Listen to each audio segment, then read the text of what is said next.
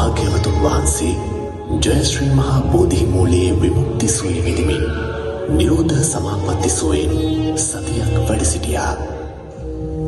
දෙවන සතියේදී බුද්ධත්වයේ ලැබීම පිණිස සෙවන සලසාලෝ උතුම් ජයශ්‍රී මහා බෝධි වහන්සේ දෙස ඇසිපිය නොහෙලා බලා සිටිමින් අනිස ලෝචන පූජාව සිදු කළා.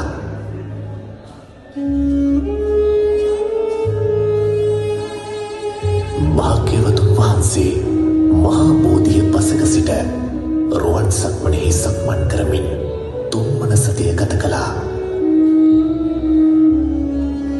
හතරවන සතියේදී දෙවියන් විසින් පිටු රතනකරයෙහි වැඩ සිටිමින් තමන් වහන්සේ විසින් අවබෝධ කොට වදාළ ගම්භීර ශ්‍රී සද්ධර්මයන් එකින් එක මෙනෙහි කළා.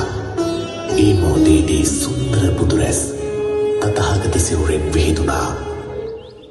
පස්වන සතියේදී භාග්‍යවතුන් වහන්සේ අජපාල නුගුරුක පාමුල භාවනා සුවයෙන් වැඩ සිටිසේක.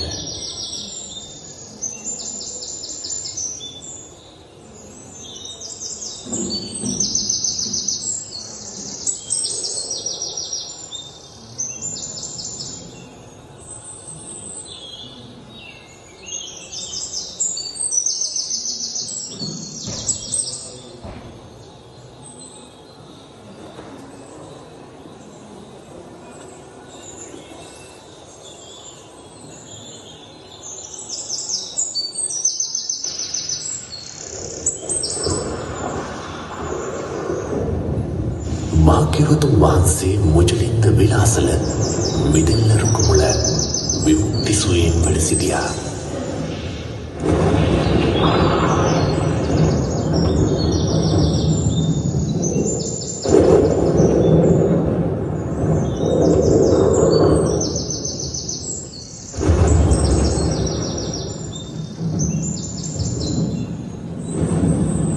ඒ මොහොතේ අකාල මහවැස්සක් වසින්නට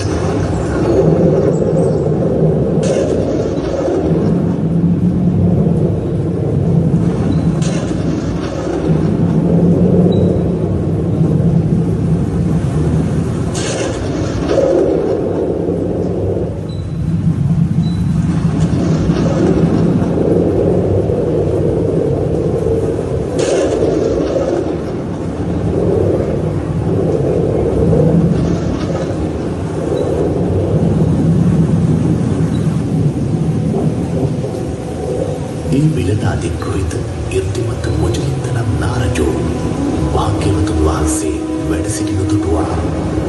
උන්වහන්සේ ළඟට පැමිණි නාරජෝ තම ඉර්ධියෙන් විශාල ශරීරයක් මවාගෙන වර්ෂාවෙනුත් සුරකිනුත් පීඩාවක් නොවනසේ ආරක්ෂාව සැලසුවා.